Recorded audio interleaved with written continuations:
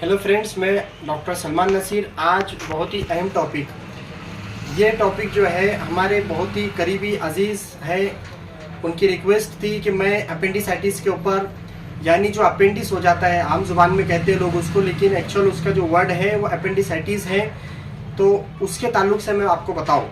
तो मैं इस ताल्लुक से आपको ज़रूर बताऊँगा कि अपेंडिसाइटिस क्या होता है, क्यों होता है, इसकी अलामत और निशाना क्या है। क्योंकि पेट के अंदर इसका दर्द होता है, तो पेट में तो वैसे दूसरे भी दर्द होते हैं, तो ये अपेंडिसाइटिस को हम कैसे पहचानेंगे, और इसके अलावा इसके अंदर क्या क्या कॉम्प्लिकेशंस हो सकते हैं, इसके अलावा इसके अंदर क्या जांच की जाती है, या फिर ऑपरेशन की नौबत कब आ जाती है, क्या ये ऑपरेशन के बगैर भी अच्छा हो सकता है, ये सारी चीज़ें मैं आपको इन शॉर्ट अच्छे से अंदाज में बताने वाला हूँ।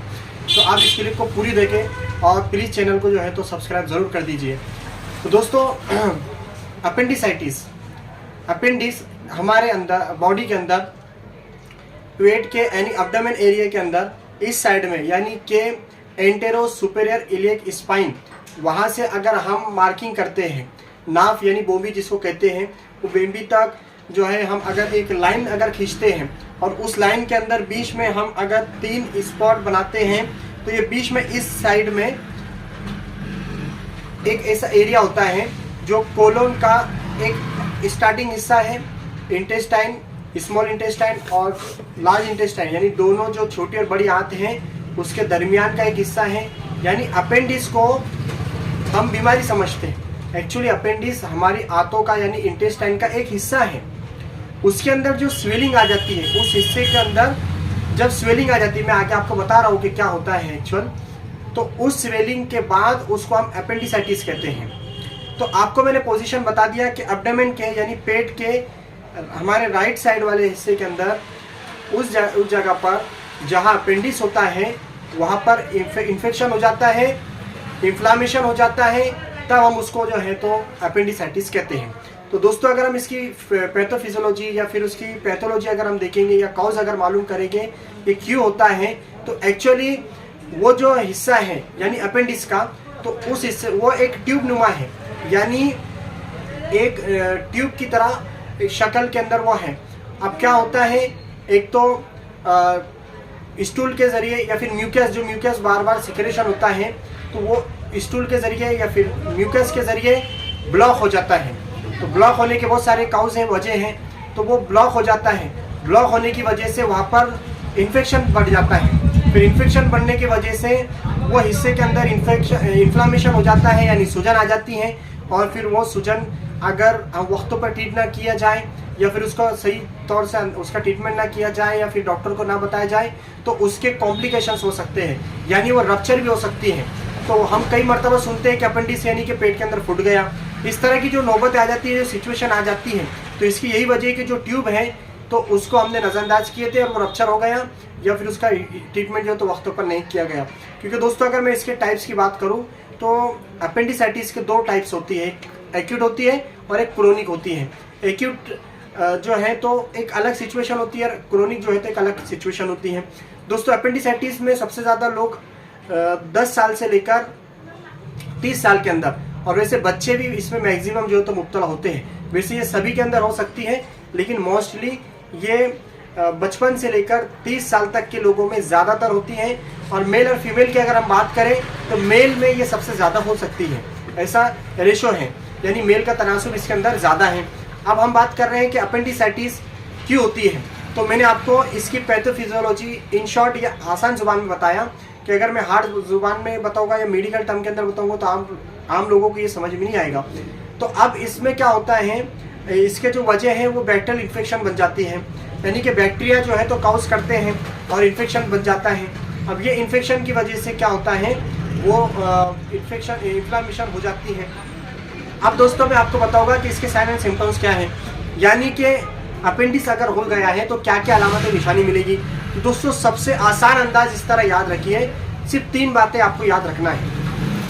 वैसे अगर इसके साइन सिम्टम्स की बात की बहुत लंबी बहस है, लेकिन आम जुबान में आपको सिर्फ 3 बातें याद रखना है अपेंडिसाइटिस के अंदर। सबसे पहला कि इसमें एब्डोमिनल पेन यानी पेट में दर्द होता है, और वो दर्द जो है वो दर्द की अलामत ये है कि वो दर्द, एक तो इंसान जब खांसेगा तब और ज़्यादा बढ़ेगा, चलेगा तब और बढ़ेगा, नींद से उठेगा तब और बढ़ेगा, और ये जो दर्द है ये राइट साइड के अंदर मोस्टली, यानी कि नाभ से लेकर ये राइट इलियक में या फिर राइट एपिकॉन्ड्रिक के अंदर, तो इस साइड में यानी राइट साइड के अंदर इसका पेन होता है।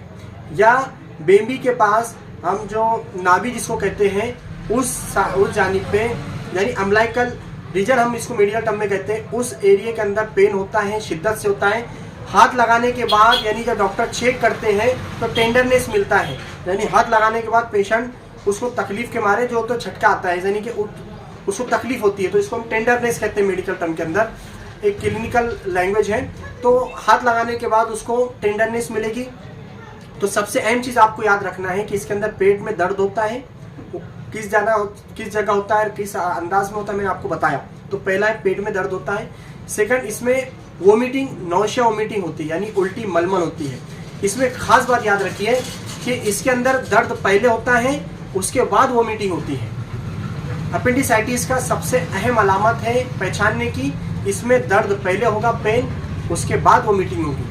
आंतों का एक एबनॉर्मल सिचुएशन होती है जिसको हम लोग इंटेस्टाइनल ऑब्स्ट्रक्शन कहते हैं, उसमें इसके अपोज होता है। उसमें पहले वोमिटिंग होती है, उसके बाद पेन होता है। वो बिल्कुल एक अच्छी अलामत है कि हम पहचान सकते हैं इंटेस्टाइनल ऑब्स्ट्रक्शन है। लेकिन अपेंडिसाइटिस के अंदर पहले पेन होता है, उसके बाद जो है तो वोमिटिंग या फिर नौशिया हो सकती है। तो पहले मैंने आपको बताया इसके अंदर एब्डोमिनल पेन यानी पेट में दर्द होगा, और वो किस टाइप का वो बताया। दूसरा, उसमें नौशिया वोमिटिंग होगी लेकिन पेन के बाद होगी। और थर्ड जो चीज़ है, तीसरी जो चीज़ है अपेंडिसाइटिस के पहचानने की, वो है फीवर, यानी कि बुखार। बुखार क्यों आएगा मैंने इससे पहले आपको बता दिया। वहाँ पर लोकलाइज स्वेलिंग, इन्फेक्शन हो रहा है, स्वेलिंग आ रही है, इन्फ्लामेशन हो रहा है, और वो जो है तो उसकी जो प्रॉब्लम है वो बढ़ रही है, इसलिए वहाँ उसकी वजह से जो है तो इन्फेक्शन होगा या फीवर आएगा। अब फीवर आने की वजह से वो जो सिचुएशन बन गई है, उसके जो कॉम्प्लिकेशंस होंगे वो आपको बता ही रहा हूँ। उससे पहले ये आपको 3 अलामतें खास याद रखना है अपेंडिसाइटिस के अंदर। इसके अलावा कुछ अलामतें मिलती हैं, जैसे कि कॉन्स्टिपेशन हो सकता है, और उसके अलावा जो है तो लॉस ऑफ वेट हो सकता है, उसके अलावा जो है तो जनरल वीकनेस हो सकती है। तो इस तरह इसके साइन एंड सिम्टम्स थे। निशानियाँ तो ये बहुत ही आसान है हमको याद रखने के लिए कि अपेंडिसाइटिस क्या होता है। तो अब दोस्तों मैं आपको बताऊंगा इसके कॉम्प्लिकेशंस क्या होता है, यानी कि उस बीमारी को अगर हमने प्रॉपर केयर नहीं की है, उसकी ट्रीटमेंट नहीं की है, डॉक्टर को नहीं बताएं, या फिर कभी कभी क्या होता है ऐसी सिचुएशन आ जाती है कि वो ट्रीटमेंट प्रॉपर ना करने की वजह से दूसरी चीज़ें पैदा हो सकती है, कॉम्प्लिकेशंस हो सकता है, मिस डायग्नोस की वजह से भी हो सकता है। तो इसके कॉम्प्लिकेशंस के अंदर रप्चर हो जाना ये एक अहम चीज़ है। तो आप इसके कॉम्प्लिकेशंस बता रहा हूँ। कॉम्प्लिकेशंस मतलब उसको अगर हम ट्रीटमेंट नहीं किया गया, वक्त पर उसका ट्रीट नहीं किया गया, तो उसकी वजह से क्या हो सकता है। तो सबसे पहले मैंने आपको बताया कि ये जो ट्यूब है, तो ये ट्यूब रप्चर हो सकता है। तो रप्चर होने की वजह से क्या होगा, जो लोकलाइज एरिया है, यानी कि जो पेरिटोनियम कैविटी है, यानी कि पेरिटोनियम किसको कहते हैं हम लोग, जो एब्डोमेन की तमाम ऑर्गन्स को, तमाम अज़ाओं को कवर करने वाली जो अस्तर है, जो कवर है, हम उसको पेरिटोनियम कहते हैं। तो उस कवर के अंदर भी ये तो इन्फेक्शन हो जाता है, जिसको हम पेरिटोनाइटिस कहते हैं, जो कि ठीक नहीं है, और उसके मुतासिर होने से दूसरे ऑर्गन्स को भी जो है तो वो अफेक्ट कर सकती है, बहुत सीवियर कॉम्प्लिकेशंस क्रिएट हो सकते हैं। इसके अलावा एब्सेस वहाँ पर यानी कि क्रिएट हो सकता है, बन सकता है, एब्सेस बन सकता है। इसके अलावा सेप्सिस, जो कि बहुत ही डेंजरस मेडिकल कंडीशन है, इमरजेंसी कंडीशन है, सेप्सिस भी फॉर्म हो सकता है। तो इस तरह इसके दोस्तों इसकी वजह से क्या होता है, पस वहाँ पर फॉर्मेशन होता है, पस जमा होना शुरू होता है। वो पस के शुरू होने की वजह से वहाँ पर एक यानी कि एब्सेस बन जाता है, जो कि इसके कॉम्प्लिकेशंस के अंदर मौजूद होता है। अब हम लोग इसके बारे डायग्नोसिस के ताल्लुक से बात करेंगे, यानी कि इसकी जो जांच है वो कैसे की जाती है। तो सबसे पहले तो डॉक्टर की डायग्नोसिस होती है। डॉक्टर का अपना एक अंदाज़ होता है, वो बीमारी को अच्छे से पहचान लेता है कि ये अपेंडिसाइटिस है। तो सबसे पहले डॉक्टर की अपनी डायग्नोसिस है, तो मैंने आपको इससे पहले बता ही दिया कि वो किस तरह यानी कि डायग्नोस करते हैं। इसके बाद जो है तो ब्लड इन्वेस्टिगेशन इसमें की जा सकती है, CRP इसमें की जा सकती है। इसमें CBC के अंदर हम करते हैं तो न्यूट्रोफिल्स और लिम्फोसाइट्स यानी कि WBC वाइट जो ब्लड सेल्स है, यानी कि हम जिसको सफ़ेद पेशियाँ कहते हैं, तो वो बहुत ज़्यादा बढ़ जाएंगी, 10,000 से ज़्यादा हो जाएंगी। और इसके अलावा अगर इसमें यूरिन टेस्ट भी की जा सकती है, यूरिन माइक्रोस्कोप भी किया जा सकता है। यूरिन के टेस्ट करने की एक अहम वजह ये होगी कि हम लोग को ये यूटीआई है या नहीं है, या फिर किडनी के अंदर कोई स्टोन तो नहीं है, ये एक कंफर्म हो जाएगा। और इस तरह से जो है तो डिफरेंशिएट भी किया जा सकता है, इसलिए इसमें यूरिन का टेस्ट भी किया जा सकता है। इसके अलावा इसके टेस्ट की अगर या इन्वेस्टिगेशन की या डायग्नोस की हम बात करेंगे तो यूएसजी यानी अल्ट्रासोनोग्राफी इसका बहुत ज़्यादा इंपॉर्टेंट है। 95% तो इसकी वजह से डायग्नोस हो जाता है कि अपेंडिसाइटिस है, कैसा है, कितना है। अल्ट्रासोनोग्राफी यानी कि सोनोग्राफी के अंदर इसका जो है तो अच्छे से डायग्नोस हो जाता है। इसके अलावा ज़रूरत पड़ सकती है सीटी स्कैन की, सीटी स्कैन ऑफ एब्डोमेन यानी कि पेट का सीटी स्कैन किया जा सकता है। इसमें डिफरेंशियल डायग्नोस अगर हमको करना है तो इसके लिए बहुत सारी जांचें की जाती है, एमआरआई की भी इसमें ज़रूरत पड़ सकती है। तो इस तरह ये सिचुएशन पर डिपेंड करता है, लेकिन ये कॉमन चीज़ें थी जो डायग्नोसिस के ताल्लुक से जो मैंने आपको बताया। एक अहम चीज़ दोस्तों अब है इसका अहम पार्ट जो है ट्रीटमेंट का। ट्रीटमेंट में दोस्तों याद रखिए इसका जो लाइन ऑफ ट्रीटमेंट है वो एक्यूट और क्रोनिक, यानी जो मैंने आपको बताया कि इसके जो है तो अलग अलग किस्में हैं, यानी अपेंडिसाइटिस एक्यूट और क्रोनिक। तो अगर ये कम वक्त में है और डॉक्टर को ऐसा लगता है, उनकी जो प्रैक्टिस है वो हिसाब से वो डायग्नोस करते हैं, तो आज के वक्तों के अंदर मैक्सिमम ऐसा देखा जा रहा है कि एंटीबायोटिक से ये कवर हो जाता है। यानी ये जो है अपेंडिक्स की सिचुएशन पर डिपेंड करता है कि अगर वो एंटीबायोटिक से या आईवी फ्लूइड से, अगर वो ओरल मेडिसिन से अगर वो कवर हो सकता है तो वो कर दिया जाता है। मैक्सिमम तो मैं देख रहा हूँ कि एंटीबायोटिक से या आईवी फ्लूइड से या एडमिट करके पेशेंट को जो है सलाइन से, मेडिसिन से जो तो कवर कर दिया जाता है या अपेंडिक्स अच्छा हो जाता है। लेकिन ऐसी सिचुएशन आ जाती है जिसमें इसका ऑपरेशन करना ज़रूरी हो जाता है, या फिर कभी कभी क्या हो जाता है, ये रप्चर हो जाता है डायरेक्ट अचानक से, पेशेंट को पता भी नहीं होता है कि उसका अपेंडिक्स था और वो डायरेक्ट फूड भी गया है। तो इसको अपेंडिक्स का अटैक आ जाना भी कहते हैं आम लोग जुबान में।